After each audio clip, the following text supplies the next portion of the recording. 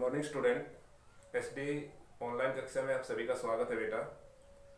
और एक विशेष सूचना के साथ आज का लेक्चर में स्टार्ट करूंगा बेटा। आपका 29 और 30 तारीख से आपके 2 दिन इसमें यूटी रहेंगे। तो मीन्स एक दिन आपका रहेगा 9th और 10th के यूटी के लिए, और बेटा एक दिन रहेगा आप इसमें +1 और +2 कक्षा के यूटी एग्जाम के लिए। यूटी एग्जाम आपके ऑनलाइन रहेंगे, तो मीन्स आपके हर सब्जेक्ट का जो एग्ज़ाम होगा वो एक दिन ही होगा और एक साथ ही होगा। यस, तो अपनी इस एग्ज़ाम में आपके जितने भी कक्षा अध्यापक हैं जो आपके सब्जेक्ट हैं उन सब्जेक्ट का आपको यूटी सिलेबस आपके ग्रुप में सेंड कर दिया होगा। अगर फिर भी किसी बच्चे को अपने सिलेबस की जानकारी नहीं है कि इस यूटी एग्ज़ाम में कौन सा सिलेबस आने वाला है आपका, तो उस सिलेबस को लेकर के अपने सब्जेक्ट टीचर से ज़रूर पता कर लें बेटा, और इसकी तैयारी में जुट जाए। साथ में ध्यान रखना कि एग्ज़ाम देना आपके लिए अनिवार्य है, क्योंकि अभी आपको पता है कि पीछे जो 10th क्लास है उसका रिजल्ट किस प्रकार से बनाया जा रहा है। तो आप सभी को भी यही है कि बेटा आपके हर एक एग्ज़ाम्स, चाहे वो ऑनलाइन एग्ज़ाम हो या यूटी एग्ज़ाम हो या बेटा क्लास जो भी एग्ज़ाम होंगे इस ड्यूरेशंस में, तो आपको हर एग्ज़ाम में प्रेजेंट रहना है और अपनी तैयारी के साथ एग्ज़ाम देना है, ताकि हमारे बोर्ड रिजल्ट आपका अच्छा रहे। इसके साथ बेटा तैयारी करते करते आप अपने घर पर पढ़ाई जो कर रहे हैं और साथ में अपने आसपास के एनवायरनमेंट को भी बेटा एक भयनुमा वातावरण जो बना हुआ है उसको दूर करें। लोगों को कहे कि इस तरह की बीमारी एक आम बीमारी है, कोई ज़्यादा इतनी भयंकर नहीं है, लेकिन सिर्फ बचाव के हमें क्या करना है, अपने आप को बचा कर रखना है और डरने की आवश्यकता नहीं है। हमारा जो चैप्टर चल रहा था बेटा पॉलिटिकल पार्टी, इस चैप्टर में हमने लास्ट टॉपिक पढ़ा था बेटा स्टेट रिकॉग्नाइज्ड पार्टी, मीन्स राज्य हम बात करते हैं। यहाँ पर आधिकारिक जो राजनीतिक दल होते हैं उनके बारे में हमने डिफाइन पढ़ा था। आज हमारा जो टॉपिक बचा है वो चैप्टर के 2 टॉपिक बचे हैं। एक तो बेटा पॉलिटिकल पार्टी के चैलेंज, और एक बेटा पॉलिटिकल पार्टी की जो पॉलिटिकल पार्टी जो चैलेंज फेस कर रही है उनको हम किस प्रकार से रिफॉर्म कर सकते हैं, उनको किस प्रकार से सुधारा जा सकता है। तो सबसे पहले हमारे सामने आता है पॉलिटिकल पार्टी की चैलेंज। ये बेटा how many challenge face by the political party in the modern democratic country. वर्तमान लोकतांत्रिक जो देश हैं उनमें जितने भी जो राजनीतिक दल हैं वो किन चुनौतियों का सामना कर रहे हैं। तो बेटा राजनीतिक दल किन चुनौतियों का सामना कर रहे हैं, तो उसके लिए सबसे पहले हमें वैसे देखा जाए तो एट प्रेजेंट में जो डेमोक्रेटिक कंट्री हैं वो डिफरेंट टाइप्स की चैलेंज को क्या कर रही हैं, फेस कर रही हैं। इनमें से हमें 4 इसमें मेन है। Lack of the internal democracy means आंतरिक लोकतंत्र की कमी। दूसरी बेटा इसमें है डायनेस्टिक सेक्शंस मींस वंशवाद की चुनौती। Money and muscles powers and बेटा मीनिंगफुल चॉइस, जिससे अगर हम बात करते हैं विकल्पहीनता। तो इस प्रकार से जो पॉलिटिकल पार्टी किन चैलेंज को फेस कर रही है एट प्रेजेंट पूरे संसार में जहां जहां डेमोक्रेटिक कंट्री है। तो बेटा इनमें जो डेमोक्रेटिक कंट्री जहां पर भी हैं, जहां पॉलिटिकल पार्टी जिन चुनौतियों का सामना कर रही है उनमें हमारी 4 मेन है। Lack of the internal democracy, dynastic sections, money and the muscles powers and meaningful choice. इसको हिंदी में बेटा lack of the internal democracy हम बात कर रहे हैं, जिसको कहते हैं आंतरिक लोकतंत्र की कमी। देखिए आज जो पॉलिटिकल पार्टियां हैं वो सबसे बड़ी चुनौती इसको फेस कर रही हैं, क्योंकि जो कंट्री है वहां पर जो गवर्नमेंट का फॉर्म्स है वो कैसे बेटा डेमोक्रेटिक फॉर्म्स है, लेकिन जो पॉलिटिकल पार्टियां हैं वो क्या नहीं है, डेमोक्रेटिक नहीं है। अब पॉलिटिकल पार्टियां डेमोक्रेटिक नहीं है तो किस वे में नहीं है, सिंपल सी बात है बेटा। आज जितने भी जो पॉलिटिकल पार्टियां हैं इनमें जो भी डिसीजन लिए जाते हैं वो पार्टी के सिर्फ टॉप लीडर्स द्वारा लिए जाते हैं, 1 2 3 4 या 5। और जबकि एक पार्टी हमने पढ़ा था कि भी पार्टी के कंपोनेंट्स में हमने पढ़ा था कि जब एक पार्टी का फॉर्मेशन होता है उसमें बेटा political leaders, active members and followers होते हैं। मींस पार्टी में जो भी डिसीजन लिए जाते हैं वो टॉप लीडर्स द्वारा लिए जाते हैं। अदर मेंबर्स जो पार्टी के अदर मेंबर्स होते हैं उनको पार्टी के डिसीजंस के बारे में कोई इंफॉर्मेशन तक भी नहीं होती है कि पार्टी में कब और क्या निर्णय लिया गया। अन्य सदस्यों की इसकी जानकारी नहीं है। तो क्या एक डेमोक्रेटिक सिस्टम हुआ? नहीं, क्योंकि डेमोक्रेसी जो गवर्नमेंट होती है, डेमोक्रेटिक जो सिस्टम्स होता है उसमें पॉलिटिकल पार्टियों में जो डिसीजन लिया जाता तो वो सभी सदस्यों के सामूहिक रूप से लिया जाता। लेकिन यहाँ पर जो डिसीजन लिए जा रहे हैं वो सिर्फ टॉप लीडर्स या वन लीडर्स द्वारा ही लिया जाता है। तो यहाँ पर एक पॉलिटिकल पार्टी है वो क्या कर रही है, एक बेटा इंटरनल डेमोक्रेसी को क्या कर रही है, lack of the internal democracy को फेस कर रही है। इसके अलावा अगर हम बात करते हैं पॉलिटिकल जो पार्टियां होती हैं इनके इंटरनल इलेक्शंस की बात करते हैं कि भी पार्टी के जो पोस्ट पर कौन व्यक्ति बना रहेगा, उसके लिए इंटरनल इलेक्शंस होने चाहिए। और ये जो पॉलिटिकल पार्टियां हैं वो एट प्रेजेंट जितने भी संसार में वो अपने इंटरनल इलेक्शंस को कंडक्ट नहीं करती हैं। तो ये भी एक अपने आप में बेटा क्या है, लोकतांत्रिक प्रक्रिया नहीं है, मीन्स डेमोक्रेटिक सिस्टम्स में नहीं आता है। क्योंकि डेमोक्रेटिक सिस्टम में क्या होता है बेटा, जितने भी जो सिस्टम होता है उसमें जो भी किसी भी कैंडिडेट को अगर जहां वो क्या होता है इलेक्टेड रिप्रेजेंटेटिव्स होता है। जबकि पॉलिटिकल पार्टी में अगर किसी भी पद हाईएस्ट पद पर अगर कोई व्यक्ति आता है तो उसके लिए क्या होने चाहिए, इलेक्शंस होने चाहिए, लेकिन यहाँ पर ऐसा नहीं होता है। इसके अलावा पार्टी में अगर हम बात करते हैं जो इसके मेंबरशिप जो रजिस्टर होते हैं कि भी पार्टी के कौन कौन मेंबर्स हैं, उनके जो मेंबरशिप रजिस्टर हैं वो भी प्रॉपर क्या नहीं होते हैं, मेंटेन नहीं होते हैं। साथ में बेटा पार्टी के जितने भी जो मेंबर्स हैं उनकी क्या होनी चाहिए, रेगुलर मीटिंग होनी चाहिए। लेकिन आज हम देखते हैं कि जितने भी जो पॉलिटिकल पार्टियां होती हैं उनकी रेगुलर मीटिंग नहीं होती है। अगर मीटिंग भी होती है तो सिर्फ टॉप 5 लीडर्स की होती है, अदर लीडर्स को उस मीटिंग में क्या नहीं किया जाता है, शामिल नहीं किया जाता है। इस प्रकार से देखा जाए तो बेटा जो आज जो लोकतांत्रिक जो पॉलिटिकल पार्टियां हैं उनमें इंटरनल डेमोक्रेसी मीन्स अगर हम कहते हैं उसकी कमी देखने को मिलती है, आंतरिक लोकतंत्र की कमी। जबकि दूसरी जो चुनौती देख रहे हैं आप, डायनेस्टिक सेक्शनिज्म मीन्स वंशवाद की चुनौती की हम बात करते हैं तो बेटा ये तो एक अपने आप में ही डेंजर चुनौती है, सबसे खतरनाक चुनौती है। आज हम देखते हैं कि बेटा ऐसी बहुत सी जो पॉलिटिकल पार्टियां होती हैं वो एक ही फैमिली मेंबर्स द्वारा या एक ही मेंबर्स द्वारा क्या की जाती हैं, रन की जाती हैं। मीन्स उस पार्टी के हाईएस्ट पोस्ट पर बेटा एक ही पार्टी के सदस्य लगातार बने रहते हैं और पार्टी के अदर लीडर्स को कभी भी बेटा टॉप पोजीशंस में आने का क्या नहीं मिलता है, मौका नहीं मिलता है। तो ये किसमें होता है, वंशवाद में। जब राजा राजतंत्र में क्या होता था, राजा होता था, जब राजा की मृत्यु होती थी उसका बड़ा बेटा या उसका बेटा क्या बनता था, राजा बनता था। आज भी हम ये सिस्टम किस में देख रहे हैं, पॉलिटिकल पार्टी में देख रहे हैं। जितने भी कुछ ऐसी पॉलिटिकल पार्टियां हैं जहां बेटा पार्टी के जो टॉप पोस्ट होती हैं वहां पर एक ही परिवार के मेंबर्स लगातार वर्षों तक अब तक बने आ रहे हैं।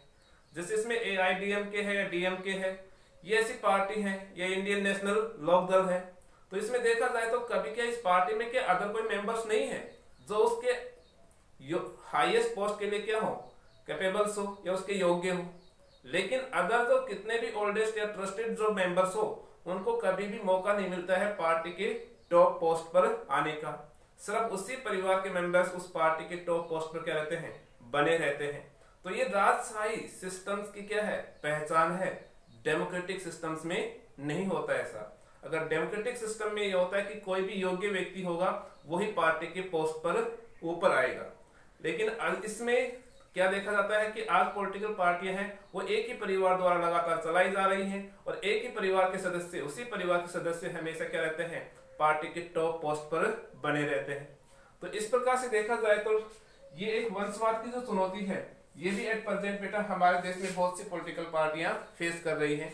जो मैंने आपको एग्जांपल दिया, AIDMK, DMK और बेटा इंडियन नेशनल लोक दल। फिर आता है बेटा मनी एंड मसल्स पावर्स। आज सभी जानते हैं कि जो डेमोक्रेसी में बेटा मनी का रोल्स डे बाय डे क्या होता जा रहा है, इंक्रीज होता जा रहा है। क्योंकि हर एक पॉलिटिकल पार्टी का एक ही एजेंडा होता है कि भी बेटा वो चाहे रॉन्ग मेथड्स हो चाहे वो राइट मेथड्स हो, किसी भी तरीके से चुनाव को जीतना। इसलिए हर एक पॉलिटिकल पार्टी उसी कैंडिडेट को टिकट देती है चुनाव टाइम में जिसके पास पैसे क्या हो, अधिक हो, ताकि वो अपने पैसे के बल पर चुनाव जीत सके। क्योंकि आज इलेक्शंस टाइम में बेटा बहुत बड़ी मात्रा में मनी की क्या होती है, रिक्वायरमेंट होती है और डे बाय डे मनी की रिक्वायरमेंट्स क्या होती जा रही है, इलेक्शंस में बढ़ती जा रही है। तो इस वजह से आज देखा जाए तो बेटा डेमोक्रेटिक सिस्टम्स नहीं रहा। मीन्स कोई अगर पॉलिटिशियंस है जो अच्छा है, देश के समाज के लिए अच्छा है, लेकिन उसके पास मनी या पैसे नहीं है, तो बेटा पॉलिटिकल पार्टियां उस टाइप के कैंडिडेट को क्या नहीं देती हैं, टिकट नहीं देती हैं। और सिर्फ रिच पर्सन हैं, हम कह सकते हैं जो धनी लोग होते हैं उन्हीं को क्या मिलती है, टिकट मिलती है। तो आज इस चुनौती की वजह से, मनी की चुनौती की वजह से हम कह सकते हैं कि डेमोक्रेटिक गवर्नमेंट है वो ये बेटा एक रिच पर्सन की गवर्नमेंट बन करके रह गई है। साथ में बेटा एक और भी है, पॉलिटिकल पार्टियां ये भी नहीं देखती हैं कि वो व्यक्ति एक क्रिमिनल टाइप्स का है, मीन्स उसके खिलाफ कोर्ट में केस पेंडिंग्स हैं डिफरेंट टाइप्स के। पॉलिटिकल पार्टियां उस कैंडिडेट को भी बेटा क्या कर देती हैं, टिकट देने से नहीं चूकती हैं, क्योंकि उनको पता है कि भी वो अपने बल या ताकत के बल पर क्या करेगा, डर या भय की वजह से लोगों में भय पैदा करेगा और अपनी ताकत से वो क्या कर सकता है, चुनाव जीत सकता है। इसलिए पॉलिटिकल पार्टियां क्रिमिनल टाइप्स के पर्सन को भी क्या देती हैं, टिकट देती हैं। और जिस वजह से पॉलिटिक्स में आज क्रिमिनल टाइप्स के जो पर्सन होते हैं, जो अपराधी प्रवृत्ति के जो लोग होते हैं, उनकी भूमिका भी दिन प्रतिदिन क्या हो रही है, बढ़ती जा रही है। तो इस वजह से हम देखते हैं कि मनी और मसल पावर्स जैसी जो चुनौती है, इस चुनौती का सामना भी आज पॉलिटिकल पार्टियां कर रही हैं। फिर आता है बेटा मीनिंगफुल चॉइस, मीन्स विकल्पहीनता। ये चुनौती जो चैलेंज है ये वोटर फेस कर रहे हैं, क्योंकि आज जितने भी जो पॉलिटिकल पार्टियां हैं, अगर हम अपने सराउंडिंग में देखें तो उनकी विचारधारा लगभग एक समान है। चुनाव जीतने के बाद सभी की कार्य प्रणाली एक जैसी, चुनाव टाइम में एक दूसरे के विरोधी दिखाई देते हैं हमें, लेकिन उनके काम करने के तरीके सभी के हमें क्या है, लगभग समान से दिखाई देते हैं। इसलिए वोटर्स के सामने ये विकल्प नहीं है कि वो किसको चुने, क्योंकि एक डिफरेंट विकल्प उनके सामने नहीं होता है। और इस वजह से बेटा हमें सभी पॉलिटिकल पार्टियों में से किसी एक पॉलिटिकल पार्टी को वोट देने के लिए क्या होना पड़ता है, मजबूर होना पड़ता है, क्योंकि इनकी विचारधारा लगभग क्या हो चुकी है, एक जैसी, एक समान हो चुकी है। यस, तो आज जो वोटर्स है वो इस चुनौती का क्या कर रहा है, सामना कर रहा है, मीनिंगफुल चॉइस का। तो आपको ये जो चार चुनौती मैंने आपको बताई, आंतरिक लोकतंत्र की कमी means lack of the internal democracy, dynastic sectionism means वंशवाद की, money and muscles powers means बेटा पैसे और बेटा अपराधी प्रवृत्ति की भूमिका, और बेटा मीनिंगफुल चॉइस मींस विकल्पहीनता। इन चार चुनौतियों के बारे में मैंने आपको नोट्स में लिखवाया भी है, और इस वीडियो के माध्यम से अभी आप समझ भी गए होंगे किस प्रकार से जो पॉलिटिकल पार्टियां हैं वो किन चुनौतियों को या किन चैलेंज को फेस कर रही हैं। यस, आगे बढ़ते हैं। अब हमारे सामने आता है कि बेटा हाउ हमारी जो पॉलिटिकल पार्टियां जिन चुनौतियों, जिन चैलेंज को जो फेस कर रही हैं, इनको फेस कर रहे हैं, तो इनको हम किस प्रकार से रिफॉर्म कर सकते हैं, कि बेटा राजनीतिक दल या राजनीतिक नेताओं को हम किस प्रकार से सुधार सकते हैं। ये भी पॉलिटिकल पार्टियां जो चैलेंज फेस कर रही हैं, पॉलिटिकल लीडर्स जो चैलेंज फेस कर रहे हैं, उन चैलेंज को हम कैसे कम कर सकते हैं, उसके लिए कुछ सुझाव दीजिए। बेटा हमारे कुछ तो बेटा यहाँ पर कॉन्स्टिट्यूशनली या हम कह सकते हैं एमेंडमेंट्स या गवर्नमेंट्स के द्वारा किए गए रिफॉर्म्स हैं जो आपके लिए कंपलसरी होंगे, जबकि अदर आप सजेशन दे सकते हैं जो 3 हैं। 3 के अलावा आप अपनी तरफ से भी सुझाव दे सकते हैं कि हम किस प्रकार से जो पॉलिटिकल पार्टी इन चुनौतियों को फेस कर रही है इनको कैसे कम कर सकते हैं। ये आपके अपने भी व्यू हो सकते हैं, लेकिन 3 पहले डिफेक्शंस, सबसे पहले एफिडेट और इलेक्शंस कमीशंस, ये आपको कंपलसरी याद होने चाहिए ही। डिफेक्शंस का अर्थ होता है बेटा इलेक्शंस के बाद जो विनिंग जो कैंडिडेट होता है, चाहे वो एमएलए हो चाहे वो एमपी हो, वो चुनाव जीतने के बाद पार्टी चेंज नहीं कर सकता, मींस दल बदल पर रोक लगा दी गई है। हमारे जो कॉन्स्टिट्यूशन से इसमें अमेंडमेंट किया गया, और अमेंडमेंट के माध्यम से बेटा हम बात करते हैं जो पॉलिटिकल लीडर्स और पॉलिटिकल पार्टीज के जो मेंबर्स होते हैं वो चुनाव जीतने के बाद अब सब क्या नहीं कर सकते हैं, दूसरी पार्टी या अदर पॉलिटिकल पार्टी में नहीं जा सकते हैं। इस पर हमने क्या लगा दी है, रोक। ये एक कानून बन चुका है जिसे हम डिफेक्शन कहते हैं।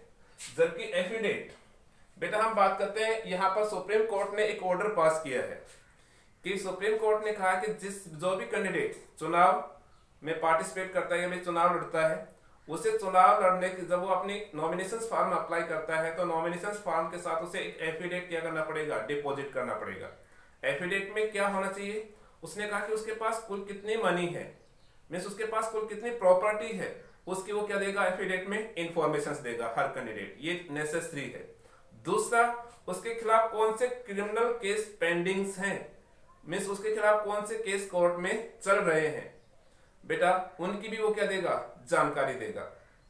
इस प्रकार से हम देखते हैं कि भी इससे हमें क्या पता चलता है कि भी अगर यहाँ जो सुप्रीम कोर्ट ने ऑर्डर पास किया है कि वो अपने नॉमिनेशन फॉर्म के साथ एक एफिडेविट क्या करेगा, डिपॉजिट करेगा, और उसके पास कुल कितनी प्रॉपर्टी है उसकी वो क्या देगा, जानकारी। तो हम अनुमान लगा सकते हैं कि ये पॉलिटिकल लीडर करप्ट है या सही है उस प्रॉपर्टी के आधार पर। दूसरे बेटा हमारे सामने ये है इसमें कि जो अगर पॉलिटिकल पार्टी उसके खिलाफ कोई भी क्रिमिनल केस पेंडिंग्स है तो मीन्स हम अनुमान हमें पता चल जाता है कि उसकी जानकारी मिल जाती है कि ये नेता है या ये पॉलिटिकल लीडर्स है, ये आपराधिक प्रवृत्ति का है, तो हम उस प्रकार के कैंडिडेट को क्या नहीं दें, वोट नहीं दें। यहाँ पर वोटर की भूमिका होगी, सुप्रीम कोर्ट ने सिर्फ उसकी इंफॉर्मेशन वोटर के सामने रखने के लिए कहा है और ये क्या है, कंपलसरी है। नंबर 3 आता है बेटा इलेक्शन कमीशन। इलेक्शन कमीशन ने भी एक ऑर्डर पास किया है कि हर एक पॉलिटिकल पार्टी है वो अपने इंटरनल इलेक्शंस को रेगुलर क्या करेगी, कंडक्ट करेगी। बेटा मेंबर्स रजिस्टर है उसको प्रॉपर मेंटेन करेगी और साथ में आयकर रिटर्न्स को क्या करेगी, डिपॉजिट करेगी। तो इस प्रकार से भी इलेक्शन कमीशन ने भी बेटा जो पॉलिटिकल पार्टियों की जो लैक ऑफ द इंटरनल जो डेमोक्रेसी की जो चैलेंज थी उसको कम करने का क्या किया है, प्रयास किया है। इसके अलावा अगर हम बात करते हैं अदर सजेशंस में, जो इलेक्शंस के टाइम में जो खर्च होता है उसमें गवर्नमेंट फंडिंग्स हो, मींस गवर्नमेंट चुनाव का सारा खर्च कौन करे, गवर्नमेंट करे। इससे क्या होगा कि जो मनी का जो रोल है वो और क्या हो जाएगा, कम, और जो अच्छे जो पॉलिटिकल लीडर्स हैं वो भी चुनाव या पॉलिटिक्स में आ सकते हैं जिनके पास क्या नहीं है, पैसे नहीं होते हैं। इससे मनी के रोल्स को हम क्या कर सकते हैं, कम कर सकते हैं, या रिच पर्सन के रोल्स को कम कर सकते हैं। और बेटा जो राष्ट्र जो हम बात करते हैं प्रेमी होते हैं, जो देश प्रेमी होते हैं, जो समाज सेवी होते हैं, उस प्रकार के पॉलिटिकल लीडर्स भी पॉलिटिक्स में आ पाएंगे। उसके अलावा हम आप इसके अदर सजेशंस भी दे सकते हैं, वो सजेशंस आपके पास अपने खुद के होने चाहिए। जैसे बेटा हम कह सकते हैं कि भी हर एक पॉलिटिकल पार्टी के ऑर्गेनाइजेशंस में वोमेन्स के लिए 1/3 सीट्स क्या हो, रिजर्व्स हो। हर एक पॉलिटिकल पार्टी की रेगुलर क्या हो, मीटिंग हो, उसका एक प्रॉपर मेंबरशिप क्या बेटा का रजिस्टर हो, साथ में उसके में रेगुलर क्या होने चाहिए, उसमें elections conduct, internal elections conduct होने चाहिए। इस प्रकार से हम अपनी तरफ से अदर सजेशंस भी दे सकते हैं। तो मैंने आपको ये सभी नोट्स में लिखवा रखे हैं कि भी पॉलिटिकल पार्टी किन चुनौतियों का सामना कर रही है और किस प्रकार से पॉलिटिकल पार्टियों की जो चैलेंज को हम कम कर सकते हैं, उसके लिए कोई 5 सजेशन दीजिए। तो बेटा आपको ये अच्छे से समझ में आ गया होगा ये टॉपिक्स, मैं आशा करता हूं। अगर फिर भी आपको कोई समस्या हो तो बेटा आप जरूर मेरे से संपर्क करें, निसंकोच बात करें। किसी भी सब्जेक्ट में आपका कोई भी प्रॉब्लम होती है तो अपने सब्जेक्ट टीचर से जरूर अपनी प्रॉब्लम शेयर करें बेटा। धन्यवाद।